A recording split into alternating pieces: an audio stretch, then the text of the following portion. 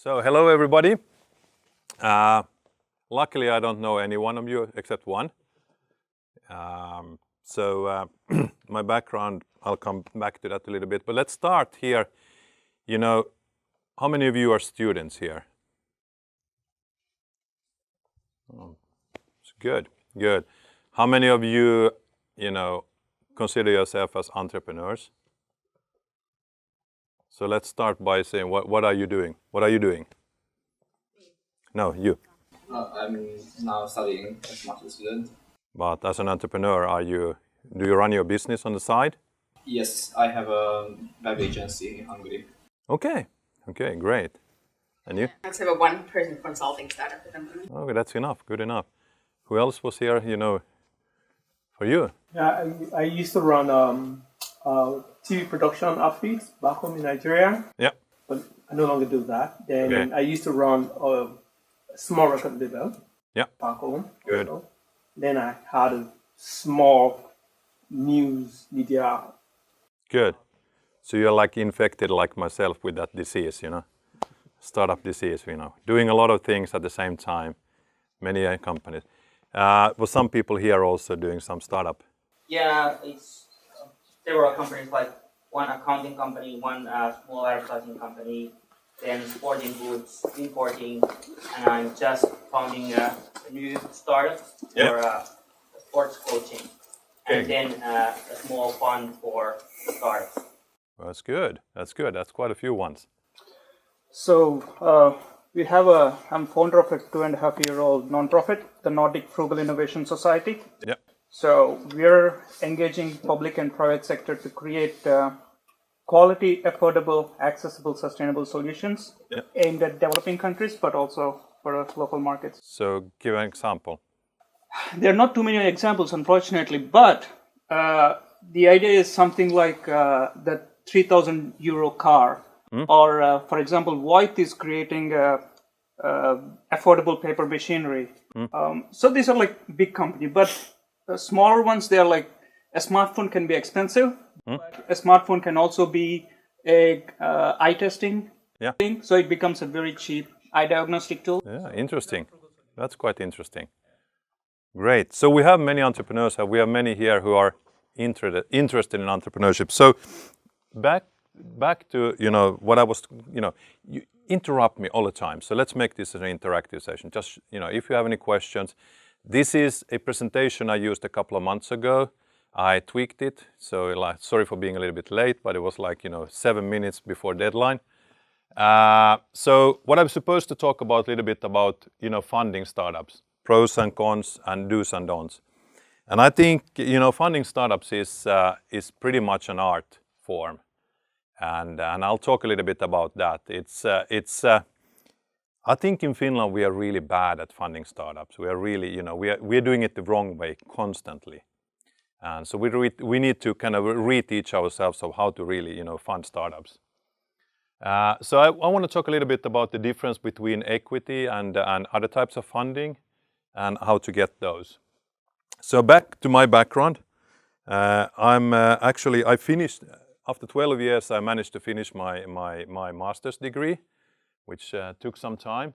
I worked in Sweden for the Wallenberg family. I don't know if you know the Wallenberg family. They're like the Rockefellers of Europe, and with big holdings. I've built and sold. At the moment, I built and sold 3 software companies. One is still actually profitable after 30 years, and the 2 other ones that were acquired by Oracle and Mitel, Aastra, are basically merged into those companies. So that's my background. I've raised, I stopped calculating, but I raised somewhere around 150, 200 million to my companies, and I basically, raised them from all over the world. So APAC, from Europe, and from US. So if I can help anyone, with any advice, I think I've seen and done the most, stupid mistakes, and I've experienced them, deep down in my, button. So if you need any advice, I can help you here. So just shoot with questions. Kiosk, basically many of you have heard about Kiosk. Sorry for there was nice animations on these slides, but they disappeared with a PDF.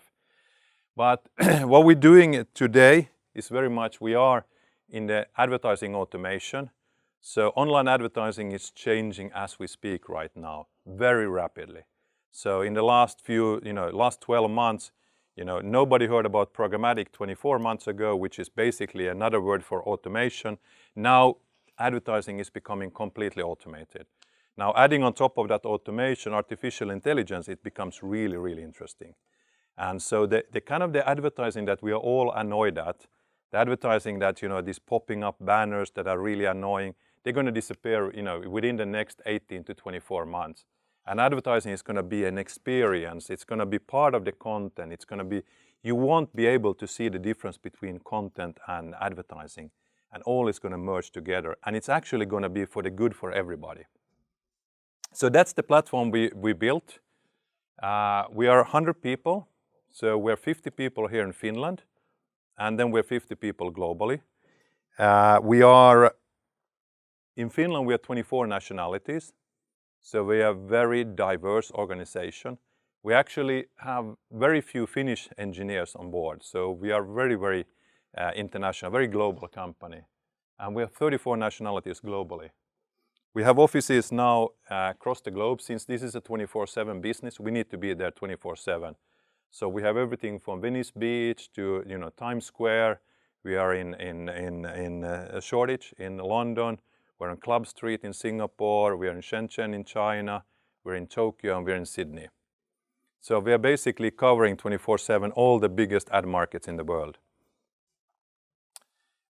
So like I said, we are in the high performance ad business, but the platform was originally developed for high performance commerce business. We did the pivot 3 years ago, and the reason for that was that we recognized that even though we could bring the right product for the right person at the right time, at the right place, people weren't ready to buy directly from content. But trust me, that's coming. And so we still have that capability built into the platform, but we started to think, okay, how can we monetize the platform that we built, an excellent platform that we built, and we added advertising into that. And going forward, with artificial intelligence, we can start infusing services, products, whatever you can imagine, digital services we can infuse into the content. So it builds on your experience. You bought a Audi or you bought a BMW, you can experience a test drive. Now we launch virtual reality advertising. The customer service of BMW can reach you wherever you are, on whichever device you are, and ask how your drive has been lately. Or you want to book a new meeting or stuff. So we kind of are turning that digital footprint, global digital footprint, into actually a new layer. And that's what we're doing. So we always do this in an optimal way, so it's very good for everybody. And we always, we more and more now tracking consumer behavior and collecting data. I think we're collecting something like 600 billion data points per day at the moment. So we are moving more and more now into artificial intelligence and turning that advertising experience into something personal. So from day one when we started the company, we talked about turning advertising into a service. And that's exactly where the world is going right now. Any digital footprint, that it can be an app, it can be an outdoor advertisement, it can be streaming media, it can be a publishing page, whatever. We can monetize that. So that's where we are. We're in the monetization business of content. Okay? So that means more revenue for publishers. It means more return on investment for advertisers because they can now reach the consumers wherever they are. And it means better user experience for the users. So we're getting rid of all these annoying banner ads.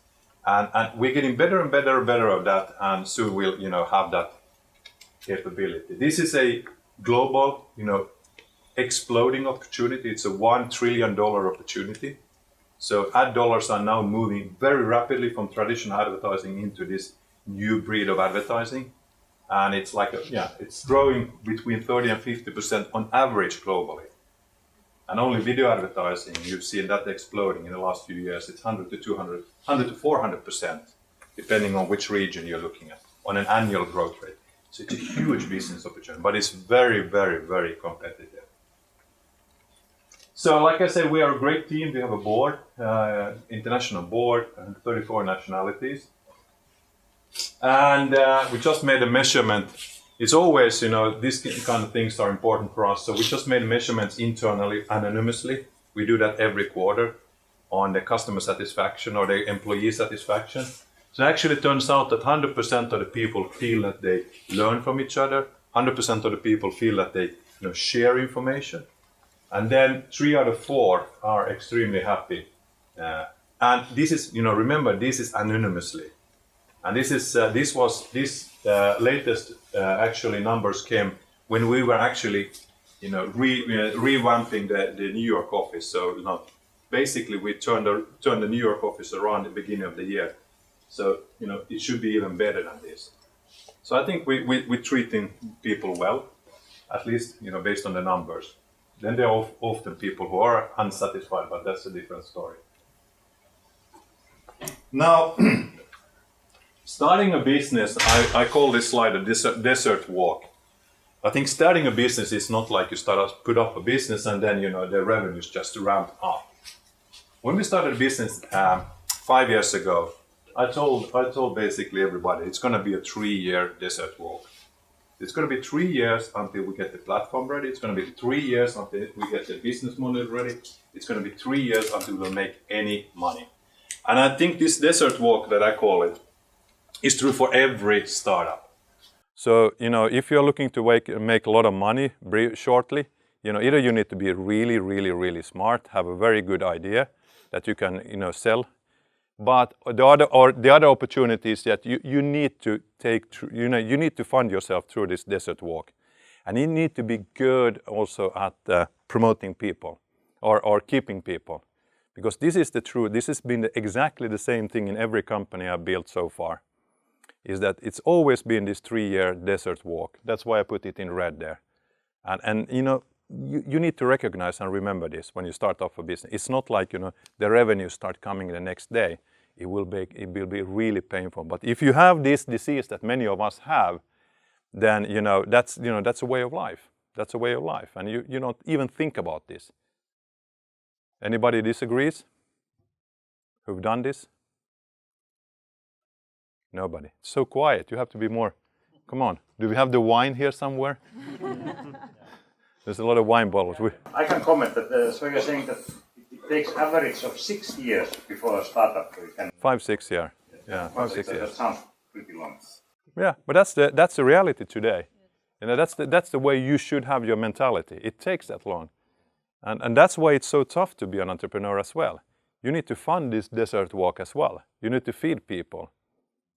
So that's where the real art comes in. The real art doesn't come in that you make the right product for the right person for the right time, but you need to also be able to take this desert walk. How did you fund yourself, or how did you feed the people? I'll come to that. Yeah, okay. I'll come to that. Anybody who disagrees here? Initially, you mentioned it was 0, so it must be negative or something. What? Initially, it must be the negative revenue, I would say. Like you must be using your assets into developing your business, like giving salaries to the employees and stuff. Yeah. There's different ways of doing that. We can talk about that later on as well. So last year we made almost 20 million, and we are continuing to grow the business. But we are not continuing to grow people now. So the whole thing here for us was also to find, a scalable business model, so where we can actually even go down in the number of people and focus on the development side. And now when we have a scalable platform, we can actually then scale it much faster. Ask a question? Yeah. How do you keep the people happy through the desert walk? That's difficult. First of all, you have to find the right people, right?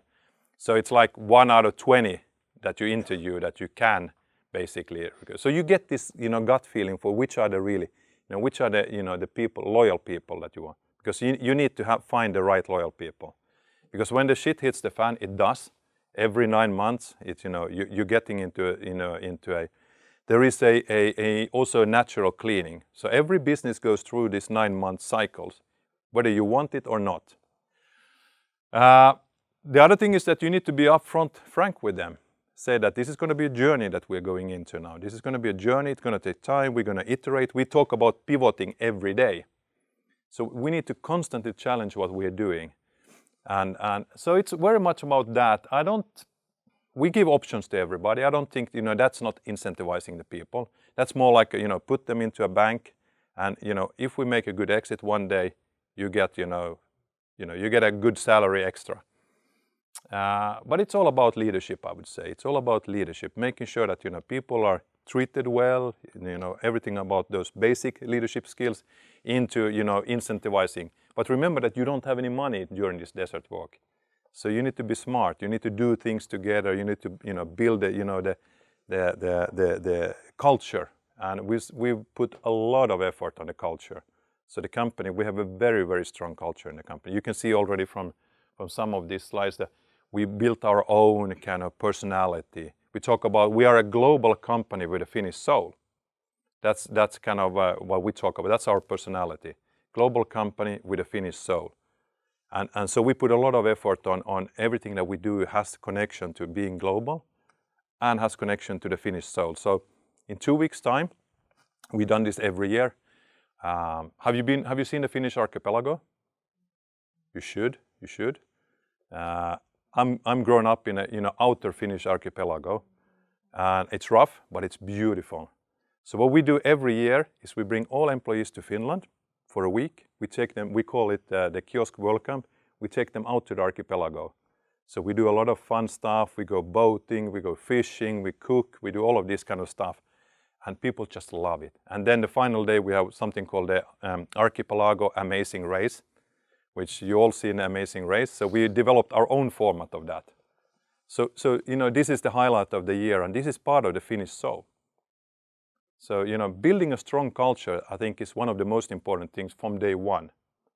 It's really, and it goes from the founders. It goes from that. You can't build a kind of a culture that doesn't, that's not, yourself. So it has to come from the heart of the founders. It has to be, you need to live and breathe that. Any other questions? And then we have some excellent designers. We have some excellent people who actually, now when we found that culture, when we found that, way of expressing ourselves, they are just, producing a lot of this stuff. All of this is in-house produced. Yeah, what are the stats about the best people, whether they have come for equities or they have come for higher salaries? What are the stats? In fact, you have met so many people. They come for the passion. They come for the sheer passion of being part of building something great. If you come for equity, if you come for salary, then you come to the wrong place. But of course we need to be, we are not in the slavery business, so we need to be able to incentivize people and keep them. So what's the balance there? It's difficult to say exactly what's the balance, but the balance is, having a good culture, taking well care of people, leading by example, giving them a fair share of the company, and giving them competitive salaries. But, it's wrong to think that, by overpaying people that you will keep them. On the contrary, that's not how you keep them. And especially if you go to US or any place like that, you are not able to compete there. The salaries are so way up. So you need to find other means of, building it. And culture is the, I think that's the answer for everything. Any other? Do you have any problems or any issues with other nationalities when you were working with? Yeah. I mean, we are all different.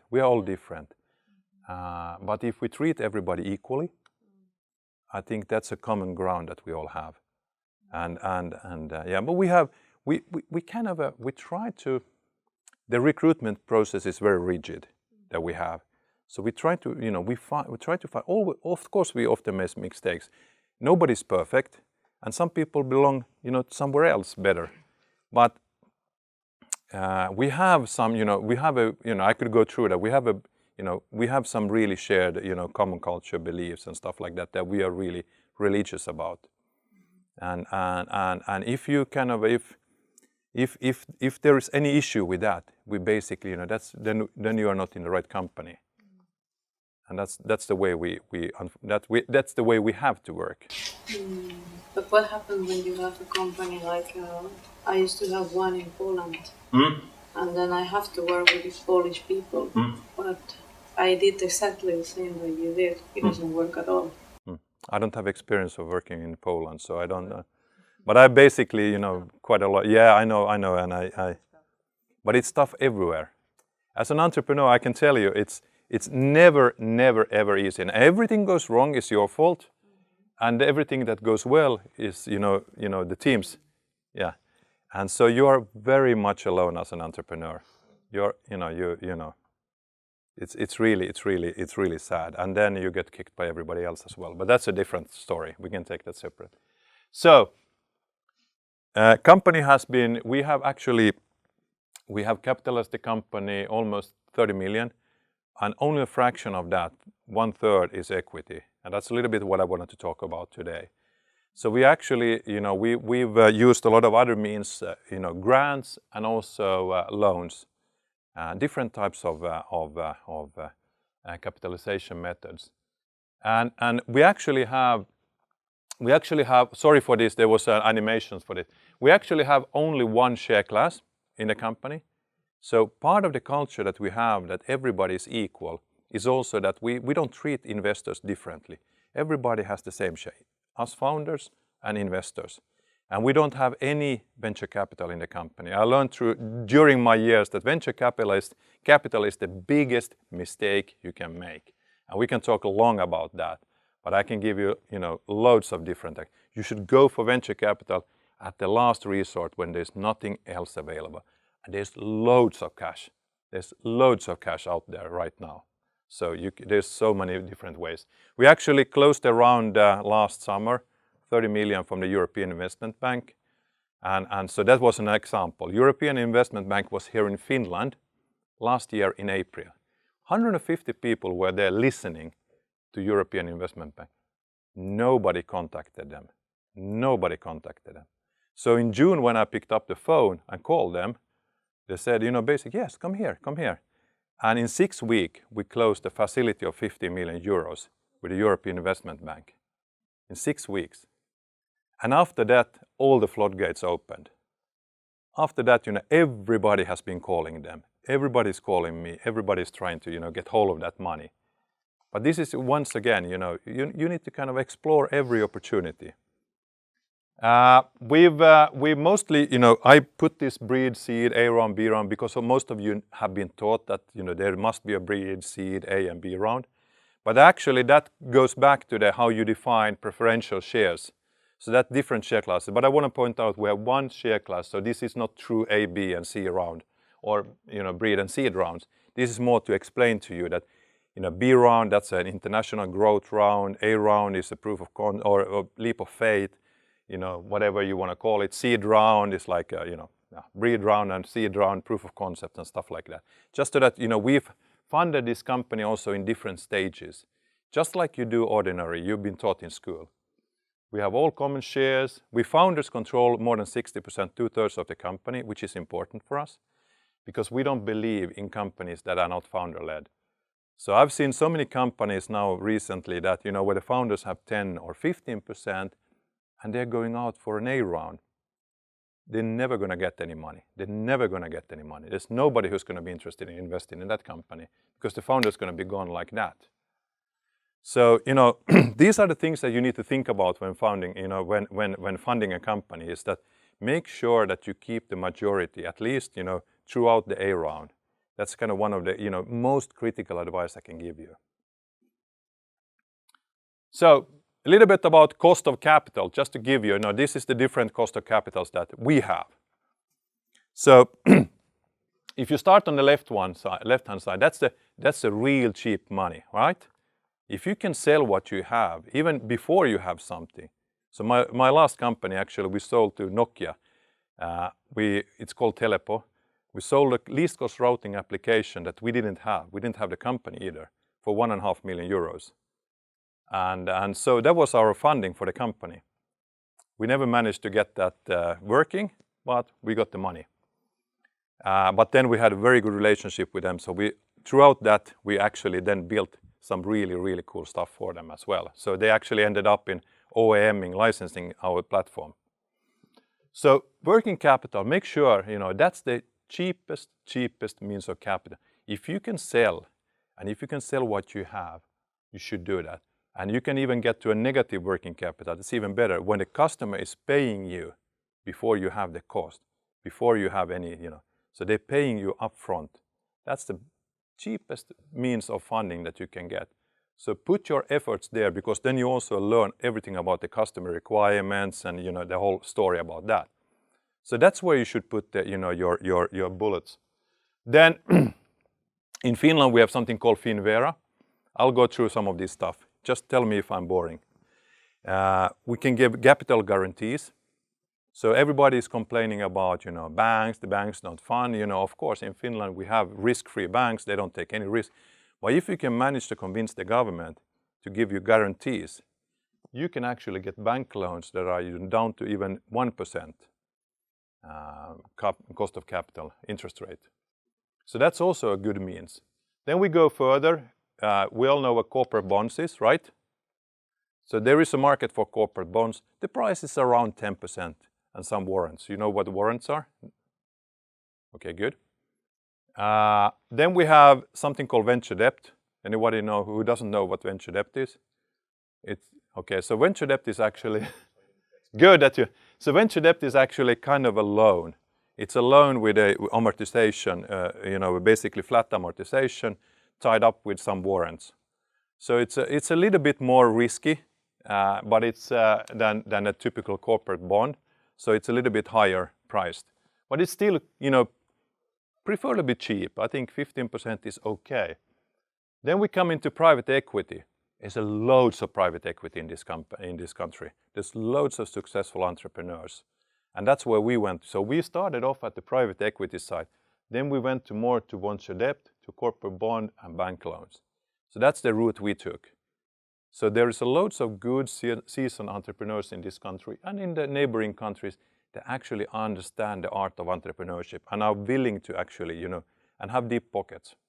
So that's a very good source of capital that very few actually use. You all talk about business angels. They are also one of those, they are even further down on the right-hand side than VC equity. They're really bad. They're really bad. They want to give you, you know what spoon feeding is? So they want to give you 50,000 tickets, and then they want to take, 25%, and then the next 50,000, then another 25%. So they really want to control you. And they are really, they are in a position where they actually can't defend their investment when it comes to bigger rounds. So you have somebody who's hanging on, don't really have the money, but still wants to, you maintain their power. So, if you ask me, you should never go for business angels. That's the worst part. That's that was the worst breed of everybody. And then you have the VC equity, and VC equity is really expensive. And it's if I give you 5 million, let's say for 10% of your company, you're going to be really happy, right? But think about this. It's all in the details here. So I want 2 board seats. I want some preferential rights. I want some voting rights. I want some ratchets. I want some boo, boo, boo. There's loads of this stuff. So VC equity, it's not the price. It's everything that comes with that is really makes it really expensive. And correct me if I'm wrong. There's very few companies in the world where the founders who have raised VC capital have made any fortune. You read about some successful companies out there, and we know Supercell and all of those. They've just done fantastically. But other than those, most of the founders who have started off with VC capital, venture capital, have been screwed all the way. And not only screwed by money, but also screwed by time. They've been locked up for years and years and years, thinking that they will get something. Eventually, all the preferential rights and everything else, washes out their return, right? Yeah. So software side is of course easier than when you go to the capital expensive hardware engineering side. So that side you need VC funding and but in the software side, you basically you should really think twice before you, or not only twice, 3 times, 4 times, 5 times. Do you get in early seed rounds some venture debt? Because I have not seen many companies getting venture debt very early. It's like very late rounds they get venture debt. Yeah, there are different funds, and we can talk a long time about all these funds. There are different types of funds, with different, specialties where they invest in which stage. And this is also one thing you need to understand is when you're going for funding, it's not only the type of investor you are looking at, if it's institutional, if it's bank, if it's venture capital, but you should also understand in which stage and what are the, because the VCs can take all of your time. You can spend, weeks and months, but just training them all the time because they are not allowed to invest in your company. They are a very early stage investor, or they are an incubator, they are an accelerator. And there's so many of those. And, just look at the track record. Just look at the track record, you will learn. But, there's different types of funds, what I want to say, and there's different types of investors. And they are all at different stages. So it's really a complex puzzle when you're trying to get funding. It's not like, okay, I'm going for Connor next door here, I'm going to, knock on their door. If their recent fund is in divestment stage, you can go there, you can pitch, and they can you can be happy that they're taking, listening to you, but they have no way they can even invest in you. So, if you haven't done your homework, then, you are just wasting your time. They are not wasting their time because they learn something from you all the time, but you are wasting your time. So do your homeworks before, and think through this, really carefully. Because if you do this well, you can actually, you can pinpoint the ones that you should go after. And if you go after them very well, you will get funding. Any other questions? This is an art. I told you, this is a little bit of an art game. This is very complex, and it's a little bit of an art game. Not to talk about then, the closing stages and everything. Do you try to maintain some debt equity ratio, like this much debt and this much equity must be balanced? I don't know. It's really about your cash flow. How much can your equity, your share capital, is that you need to be careful with that one, and how much debt can you actually create the cash flow necessary to pay off the debt, because equity goes right into your balance sheet, right? But then it's really about can you afford debt, and that's really case by case. I don't really look at the ratios here. We have a pretty bad ratio. Any other questions? Good. Yeah, I'm a little bit surprised. Are you really saying that you can control like 60% of your investors can control 60%, even though you do? Well, we have 64% of the company. Okay, but you have used those private equity. Yeah, we have raised both equity loans and grants. But didn't those owners portion dilute during that time? Yes. I'll come to that. Still you are able to give the 60%. Okay, I wait for that, yeah. Okay. Okay, sorry. Just tell me if I'm out of time then. Okay, now we come to the interesting point, the financing. And here, it's all about the process. It's how well you execute the process. And financing is, surprisingly, it's very, very similar to sales. And in sales, it's all about trust. If I introduce to you Pekka, and Pekka is a great guy, it's 5 times more likely that you will actually buy or invest in him.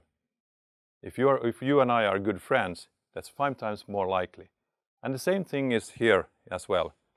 So it's the ratio 4 to 5 times that is the critical one here. So what you need to do in order to get into the right type of investor, once you've identified what kind of money you want, is to find the right people to introduce you to those.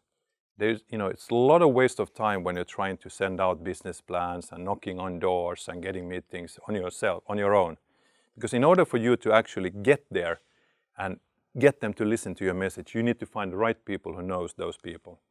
So that's one takeaway here, is make sure that you utilize all of your networks for this. Any questions here? Now, Why are basic stats, sales stats interesting? Because, financing is a sales process. It is a sales process. And I just will prove to you, it's all about the sales process. It's all about building trust, creating relationships and conversations early enough. So financing is something that you should do constantly. You should not do it when you need the money. Then it's too late. You should do it constantly from day one. Are you agree? Absolutely. Yeah, just laughing. But that's something. And another thing which is also very important in financing, and I'll come to that. I'll take these two things I'm going to go through today: the process and also corporate governance. Do everybody know what corporate governance is? You know, good. Nobody, is anybody who doesn't know what corporate? Okay, I'll come to that. Good. So corporate governance is the key. Because what investors, bank, institutions, private people hate is surprises. And corporate governance is really about making sure that you have your house in order. And I've seen 9 out of 10 Finnish companies, when they come into a due diligence phase, it's a complete mess. So make sure you get your corporate governance in order from day one. And once you have that, then it's much easier. So, basic sales process: positioning, qualification, proposal, negotiation, and closing. Right? We all learned that. Now let's see how this works in a financing process. So positioning, it's all about trust. You need to speak the truth all the time.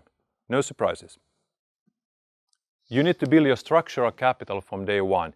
You need to have the mindset that you are always due diligence ready as a company. So once again, don't wait, until you are, you need the funding. You need to be that all the time.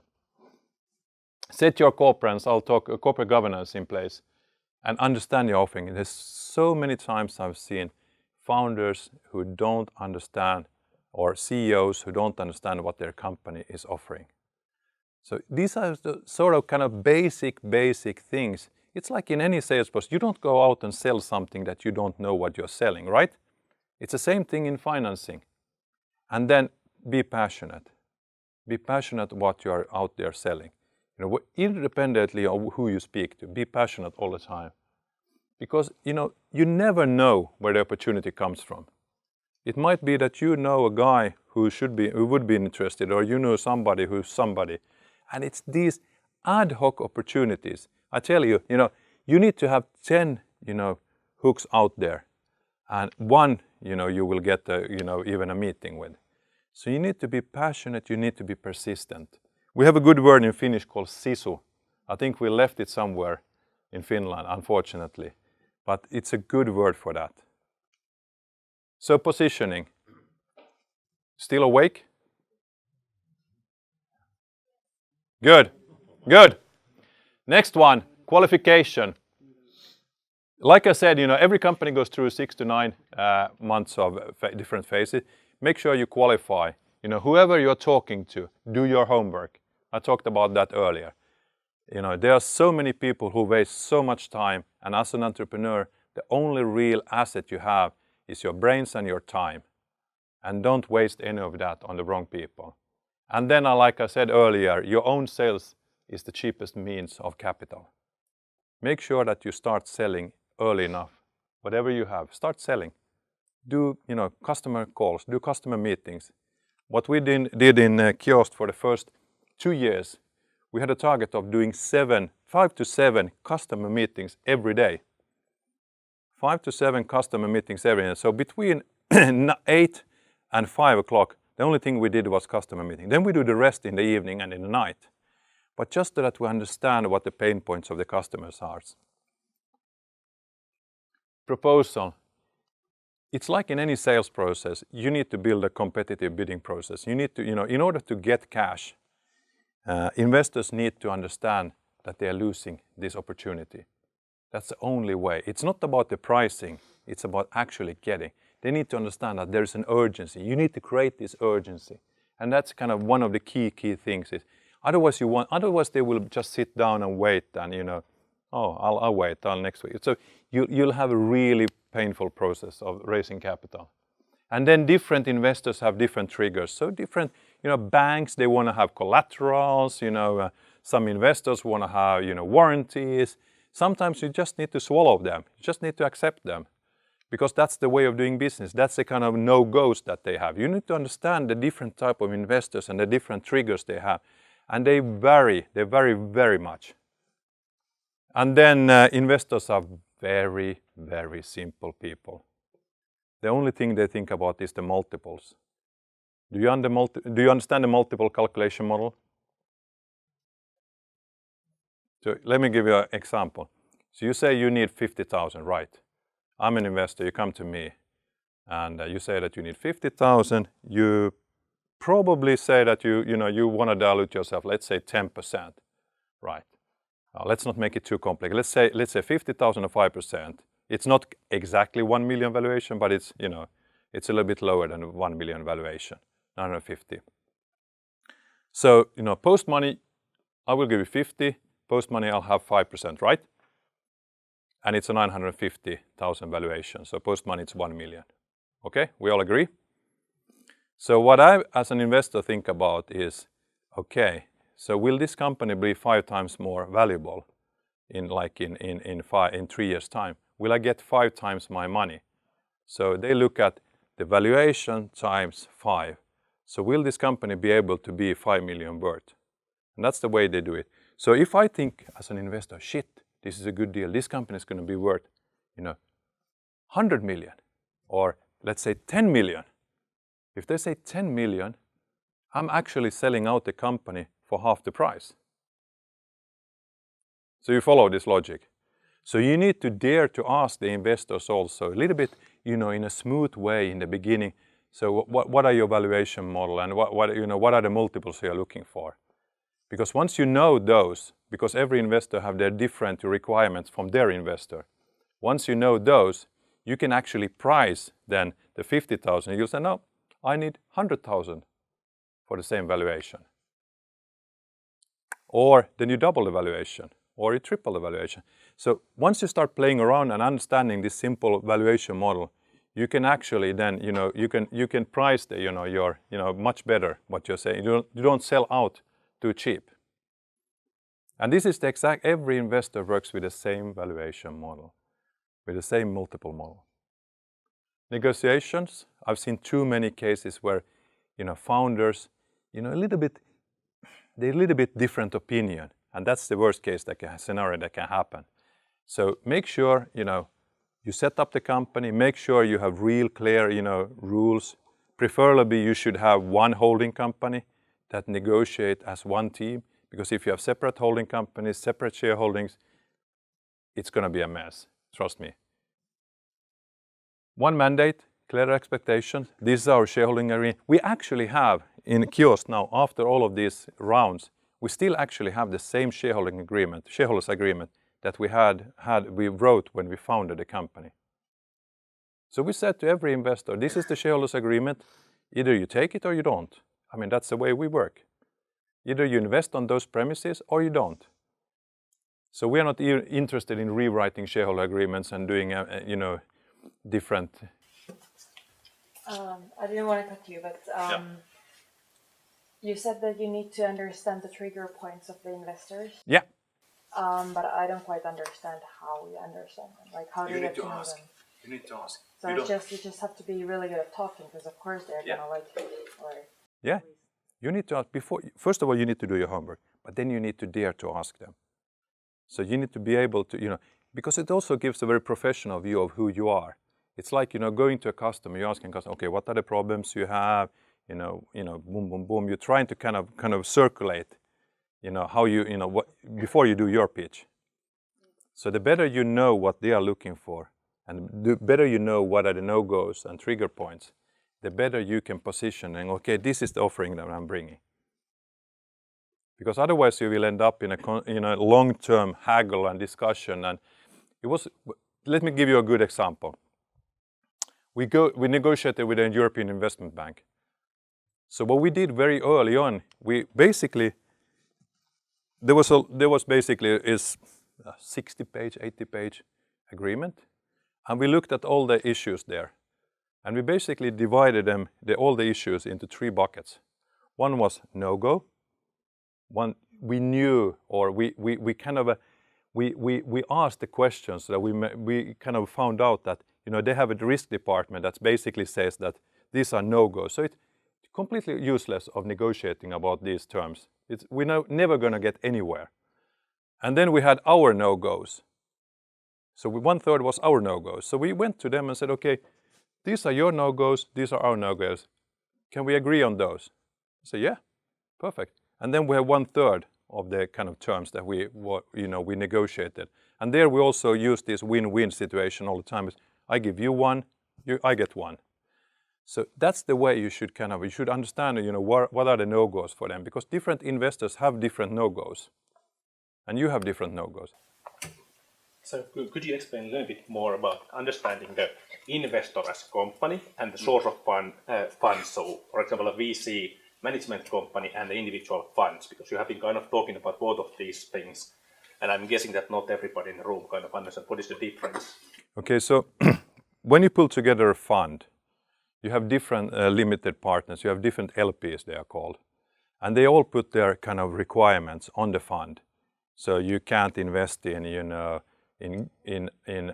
gun manufacturing, for example, or you cannot do deals that are longer than 5 years. So I expect this and this and this return. So they kind of negotiate a deal of their own, and these are the kind of their framework on which they can invest. Then they have certain own policies that they have, that we only invest in healthcare or in whatever, IoT or, wearables. And this is our specialty. So, there are the requirements that they have from their LPs, limited partners, on what they can invest in and on what terms they can invest. And there is no, they can't negotiate around those.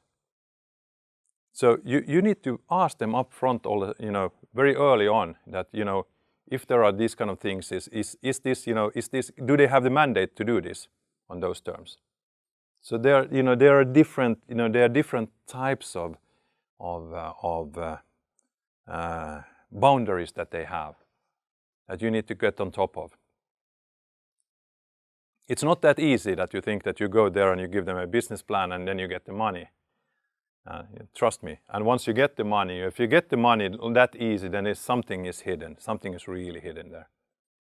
I've seen so many people, get screwed. And simple is beautiful. Is something I always say. Simple is beautiful. Don't try to get the last drop. Don't try to. Good enough is good enough. And remember that always when you go. Don't try to win every battle, because in the end you need to live with these people. Whatever funding you take, you need to live with these people for the next at least 3 to 5 years. Remember the desert walk. So, don't try to squeeze the last drop of everything, and do it simple. Do simple agreements. Because if you can't understand the agreement, someday they're going to come back and haunt you. And somebody's going to read the agreement in a completely different way than it was agreed. So that's, for example, when we do investment agreements with anybody, we actually do a memo, a separate memo of 2 pages often, where we write in clear words, what did we agree on? So there can be no interpretation later on or where somebody's new lawyer interprets same clause in a different way. We actually write down in clear text, this is what we agree on. And an agreement is what we agree on. That's what an agreement is. So why not write that in a layman terms, that what did we agree on? And then we have all the legal jargon separately. And actually we had with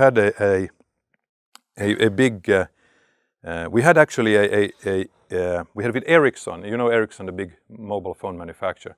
In my last company, we actually ended up in a situation where we disagreed.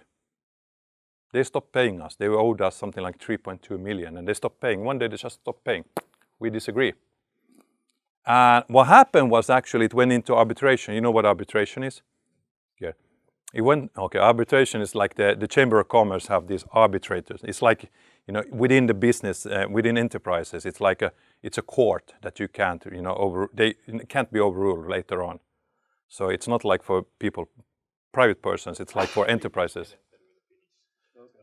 Yeah, so we actually went in arbitration, but luckily we had this memo where we had agreed on how to interpret the agreement. And so what happened was that the day before, it was supposed to be in the call in the arbitration court, actually Ericsson threw in all of the, everything and said, okay, you're right. But they were just trying to, interpret the agreement in their own way and be smart. So, that's a kind of a takeaway. If you can, try to do that every time you do an agreement with somebody. Try to write a memo that you all sign. Because that's, what you have really agreed. Because the text can say something else. The dot can be on the wrong side of the word or something like that, which makes a complete difference. We can all make mistakes in agreements. Even the lawyers, best lawyers make mistakes in agreement. So do a memo when you got to some agreement. Yes? So that sounds pretty good. So who is your lawyer? Like from the pre until now, do you have the same partners? Yeah, so we have actually my last 3 companies, we've had the same lawyer. It's a Swedish guy, one of the top lawyers in Sweden, and he's super good. Maybe you can just suggest his company. Yeah, so it's called a BBRT, I think they're called. It's Fredrik Baumgarten, Jan Byström. I think the BBRT is there, and it's yeah, they started off 2 years ago. They were the top lawyers from Vinge, Mannheimer, Swartling, the top legal firms in Sweden who actually got together. Marius. Okay, so I want to get to the close here. Sorry, taking too much time. I hope you get something out of it. But these are critical things for you guys, everybody here in this room. If you are doing a startup, if you are funding your startup, doing this wrong will cost you 5 years. It will cost you 5 to 7 years. A lot of gray hair. It will cost you a lot of, headache. It will cost you a lot of sleep. So, it's just a half an hour lecture or 1 hour lecture will save you some things. Be with me. This can be very, very expensive. Now, I've experienced this many times myself. So, always be closing. I've been in situations where we had agreements. Everything was fine. We had a first tranche. You know what a tranche is? Okay, so it's when the investment is split into, there's some performance metrics that you get the first part of the investment and then you get the second part or third part. Those are really, really, really scary things. So, if you can avoid tranches, avoid them. We had performed all of the metrics, and we were expecting a second tranche of, that was in a company 10 years ago of 6 million. And the day before we were supposed to pay the salaries, the board approved everything and the investors were in the board and they said, no, we're not going to pay. We had the salary payment next day. It was June 24. And it was before the summer vacation. No, we're not going to pay. And we want to renegotiate the agreement. But we've signed everything. We have all the papers ready, just waiting for your money. Nope. It says in the agreements that we need to do a written approval, not only a verbal approval, but we actually need to do a written, and we're not going to give you that written approval. So we ended up of having we had 70% of the company. After that, we ended up having 10% of the company. So, don't believe anything before you have money at the bank. Don't celebrate anything before you have money at the bank. We lost that company, more or less, completely. The only thing in that situation which was good for us was actually that they had done a shareholders agreement which stipulated that 100% of the shareholders had to agree if we sell the company. So when it came to the company, where we were selling the company, we said, no, we're not going to sell the company. And they were like, what are you saying? You're getting a lot of money. No, we're not going to sell it. We don't want to sell the company. We were doing this for weeks and weeks and weeks, and then I got a call from a big company in US, and they're like, we have 13 lawyers here sitting around the table. What's going to get you to sell the company? And we thought about that, and the money is not the important thing here. So we said, yeah, if all the investors call us, all the shareholders, personally and apologize for the bad behavior, then we can sign. And they actually did that Friday evening. They actually called around to every shareholder personally, every investor, and they actually called me twice, and to make sure that I actually got the apology. So, don't celebrate before you have money at the bank. That's a key thing. So, another advice. We always entrepreneurs. We always really underestimate everything. We are so positive. We're going to make a huge amount of money. We have low cost and so forth and so forth. But actually, my advice is every time is, if you're looking for 100,000, ask for 1 million. Why? Because it's always going to cost 3 times more, and it's going to take 3 times longer time for you to do what you're planning to do if you are not the super guy. And so 3 times 3 is 9. In my mathematics, it's 10. So always put that 0 behind everything that you're asking for. So if you need 500,000, ask for 5 million. If you need 50,000, ask for 500,000. Because otherwise you're going to get squeezed at some point of time. It's better to have that money at the bank than have that problem with you, right? So always that. So going in a couple of small slides, if you are can you bear with me some couple of minutes? Corporate governance, I mentioned. This is key. This is key. So many companies have screwed up so much, but not having their house in order. I would say 50% of any successful fundraise is having your house in order. So many companies have so many surprises when you start looking. They have forgotten to secure their IP, or they don't have the contracts. They don't even have employment agreements properly made. The founders are not, the founders doesn't have proper employment agreements. It can be so messy. It can be so messy. This is what the investors are looking at. Independently, if it's a bank, when they do the due diligence, you know what due diligence is? Financial, technical, legal. When they do those, the only thing they are looking for is surprises. The only thing they are looking for is surprises. And if you have your house in order, it's going to be a really smooth and nice ride. If you don't have, you're going to get squeezed from this 1 million valuation to probably 500 or 200 million, because they're going to get this. If they really want to invest still, they're going to use that against you. So this is a really critical advice for every entrepreneur. Make sure you have your house in order. Put the effort to actually putting that in order. So corporate governance is really about, defining roles, responsibilities, and distribution of power. It's coming more. It's really about making sure that, you have everything in order. It's also about, I think I missed one slide here. But it's basically corporate governance is making sure that all the decision making in a company is well structured. All the information, all the data, everything is well structured. The legal structure is well thought through. Things like transfer pricing or things like that, they come later, but make sure that you have everything in proper order when it comes to your own books. You had a question? Yeah? No. Okay, but shoot. One question.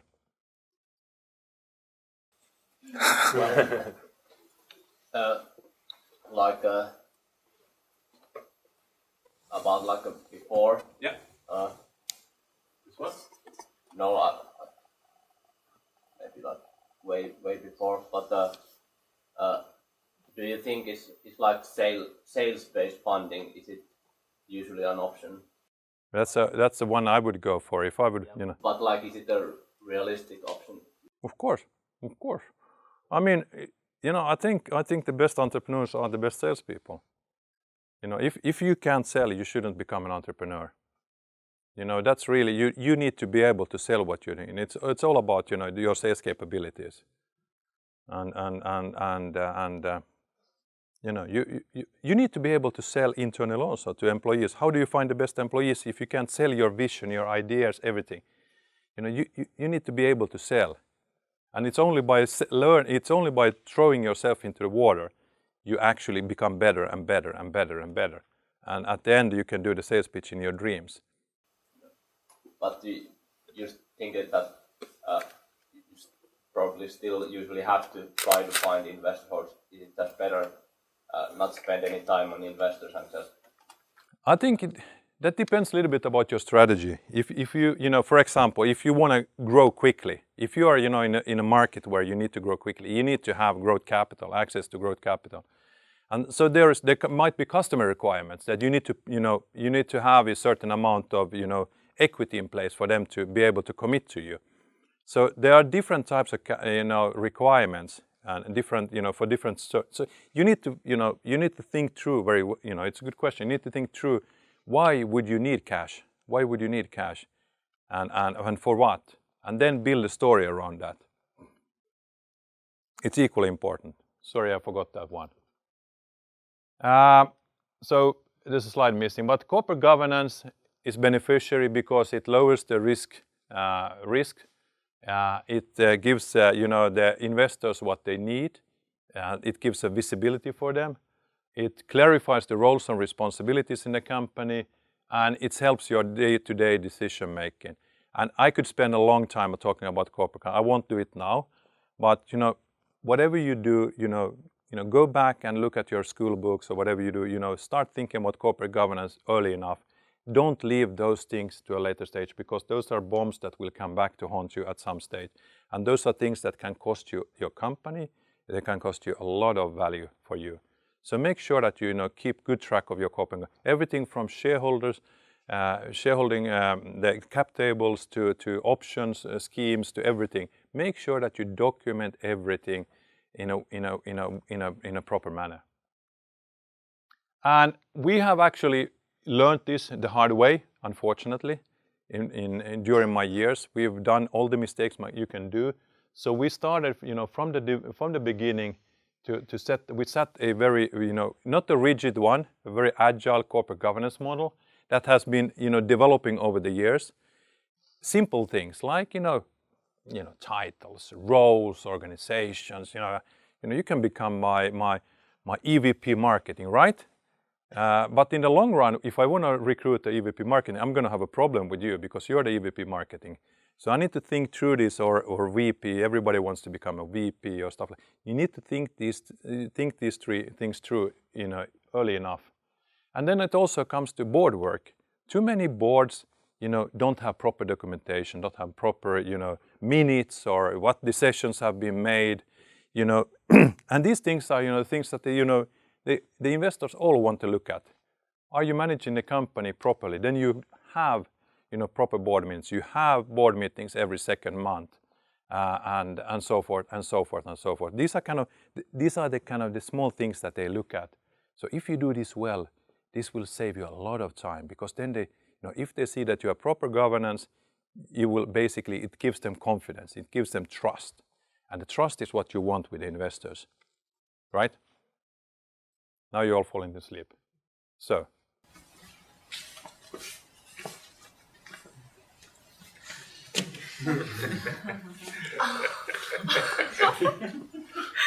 Sorry, but this is, I saw this on LinkedIn today. I couldn't resist taking this slide here.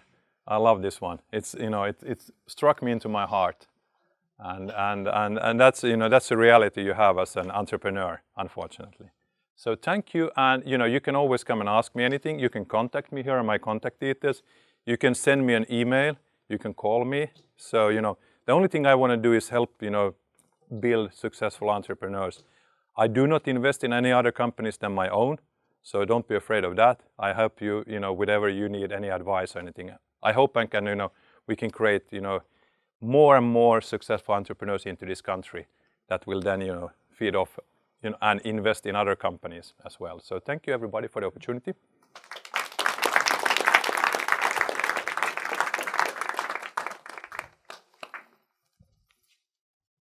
Any questions, by the way? Yeah, there's. Yeah. Yeah, it's okay.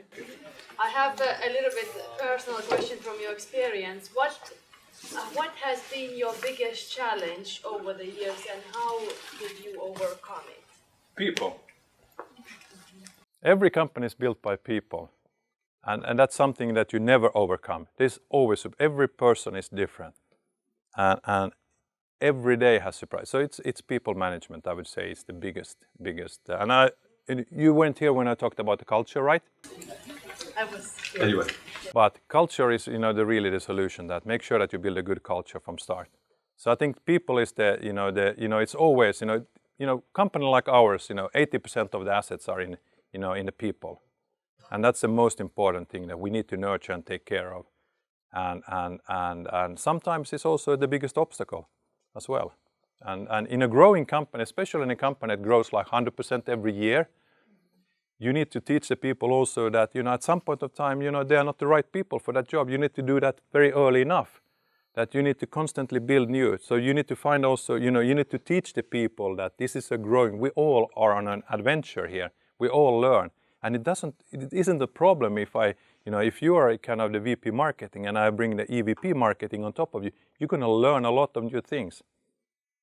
So, don't feel that, it's all about, you having lost power. On the contrary, we are, the more I don't talk about a company.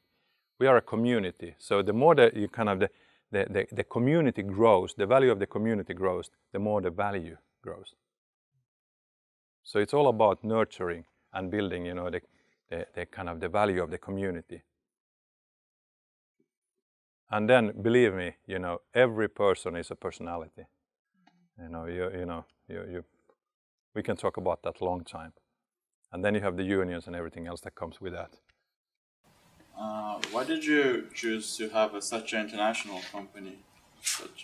Because the only thing I've done is I've actually, when I finalized school, I was 17, I actually decided to move abroad.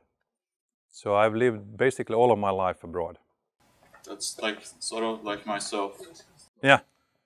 So I feel like myself being a global citizen. And for me, the world is huge. I would never imagine myself building a... Where were you? Yep. So I've lived in France, southern France. I lived in UK, northern, close to Manchester. I lived in Germany, Berlin. I lived in Munich. I lived in Norway. I lived in Sweden. I lived in Japan. That's about it. So how long were you in Japan? So there I was on and off for 8 years. Oh wow. Okay. So I always tell my kids also that move abroad, go abroad. That's the only way. The world is so big and so wonderful. So that's the only way. We are global citizens, all of us, especially you, all of you. But then you also chose a company to be really international. So what was the reason for that? Because our clients are international, our clients are global. So we need to kind of mirror the company, towards what our clients are. We are in a global environment, so we need to have a global environment inside as well. And if you want to get the best people, there's no way, we in Finland have the best people here. So the last recruitments we've taken this year is from Persia, from Iran, a couple of recruitments. We have from Cuba, we have from Mexico, we have from Romania. We have from just one guy now joining from Kiev, and from what is this? That Russia invaded. Crimea. We have from Crimea one guy coming now, and so forth. So and we have a lot of really talented people. Somebody else had a question? Yeah. Thanks a lot for the great speech. Can you share your shareholder agreement template?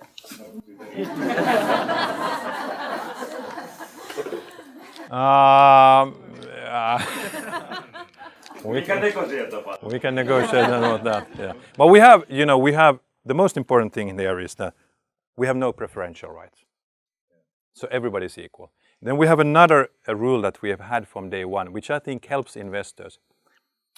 We have never ever used our power as a major shareholder. Ever, never. So we have an external board from day one. And that gives the confidence to the investors that we run this company professionally.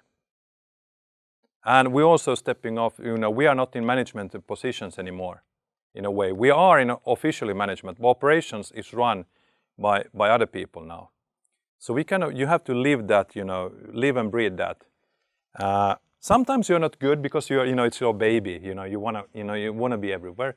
But we have kind of had that the board is always external from day one. So it's not building the culture. This is kind of starting to talk about that already here. Building the culture. It's all about the culture nurtures itself once you have getting the right people. And when you see people, you know, spending free time together, you know, going out on trips together, then you know that you're building something unique. I don't know. Just be yourself. But invest in people. That's what you should do. And it's not always easy. It's really, you know, if somebody would ask me today, would I start a company? I've done that. I have this disease that I want to start every time a company. I want to do something. But if somebody would ask me today, I would never ever start a company. I would never ever start a company. Because you know that there is this desert, you know, walk that you need to do for 3 years.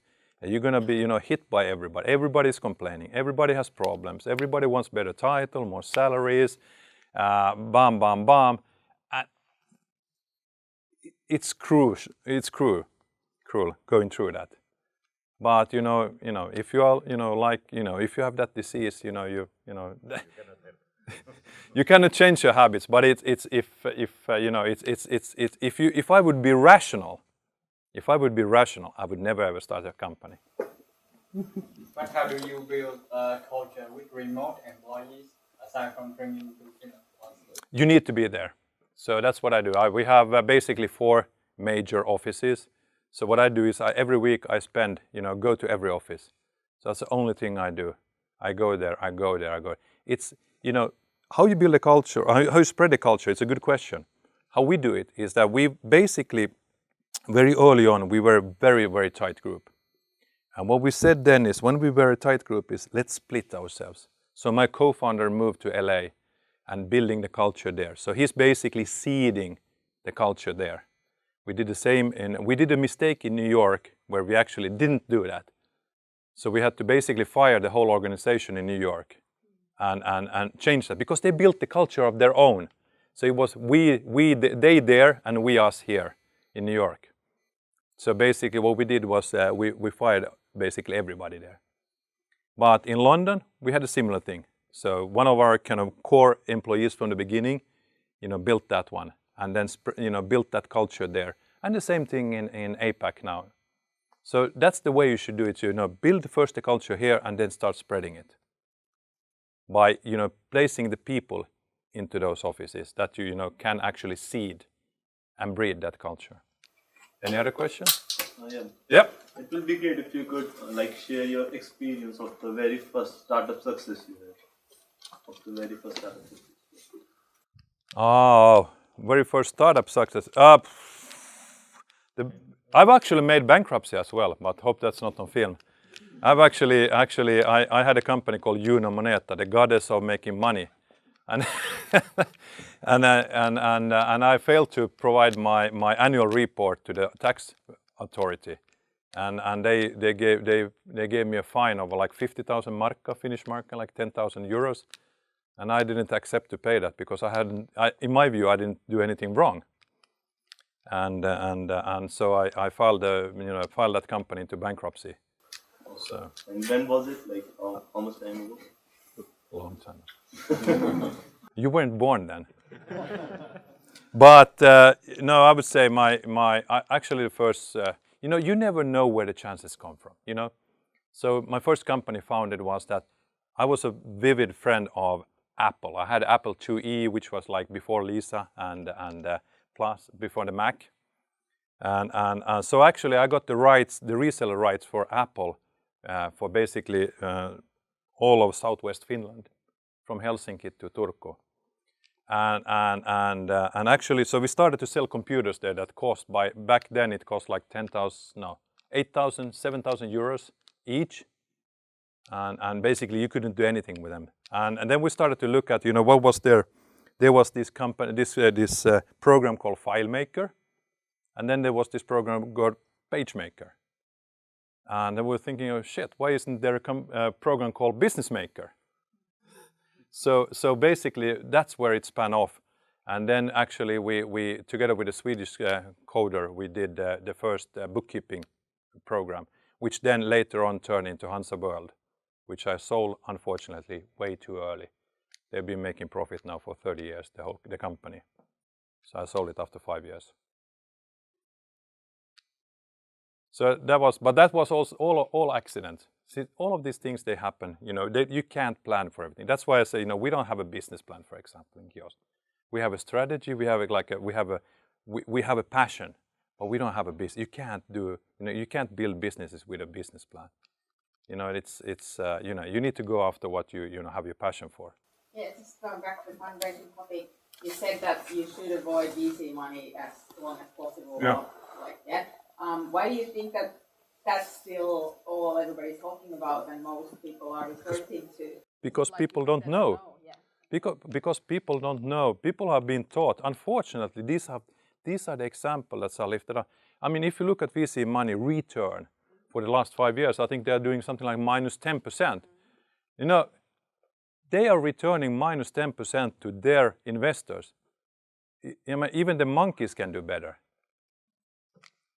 That's, you know, that's how bad it is. That's how bad it is. So it is a, you know, it's a screwed business model. What do you think are the best resources then to find out about the other options? I think you know, if I would start now, I would actually try to find a successful entrepreneur that doesn't coin themselves as business angel, because business angel is it's a red flag for me. I would and try to sell my vision to that person.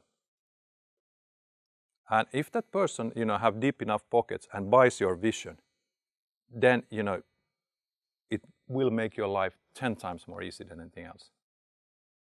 Because he or she has then all the connections, will help you, will promote you. When you need more money, you know, one of our investors actually, one of our entrepreneur investors actually, we wanted to buy out a substantial amount of shares from previous investors, and they, you know, we needed 4 million, and he said, oh yeah, here you have 4 million. Here, I borrow it to you, and you can buy out the shares.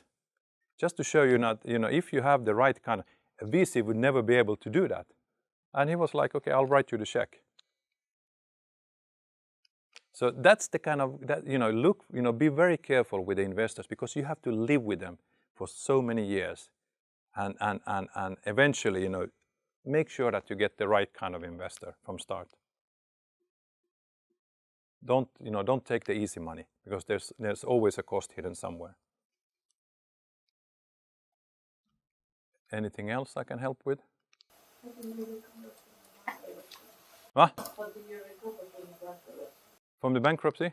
No, that was more like a technical thing. I got so pissed off I didn't want to pay that money, so I put down the company. Yeah. A little bit about lessons learned. So obviously you have worked a lot with the startups. So why do most of the startups fail? Because it's the way it works. And it's like, you know, I don't have the picture, but it's like the picture there, you know. It's part of the learning process.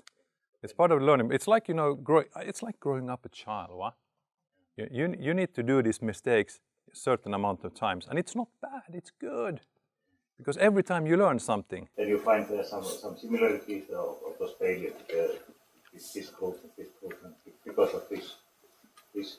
Now that's what I tried to talk about here. There are some, one of the basic failures, basic one, and I think that's the biggest one, is like, you know, choosing the wrong type of funding. The other one is not having a proper corporate governance in place from the beginning. And the third one is, you know, be meticulous about the recruitments, especially first 20 recruitments. It's you know, don't ever recruit friends. Don't do that. However good they are, however, you know, good friends they are with you, you know, don't ever recruit a friend of yours. Because sometimes, you know, it will be so tough when you need to fire that person. Trust me, I've been in there as well. And they have 4 children, and they have, you know, life is depending on you, and you are best friends, and the children are best friends, and you have to fire them. Right? Then you have the worst enemies of your life. So don't recruit friends or family or anyone in the family. Keep it strictly business. As co-founders, I think there's a critical thing with co-founders is that I think 2 is good. Alone, it's very difficult to do it alone today. I think 2 co-founders is the optimal. 3, always when it's a 3 or 5 or something like that, you end up in building this kind of. I've been in both situations, both with 3 and with 5, and you always end up. Somebody will get alone. If you have 3, there's 1 against 2. At some point of time. So it's really critical, to once when you found a company, make sure that you are 2 co-founders that complement each other. You should have completely different skill sets, because otherwise, at some point of time, you will start to irritate each other, and that's bad. So, okay, so I'm going to Oh, cut you sorry. for a while. So thank you for doing this. Oh, thank you. Thank you.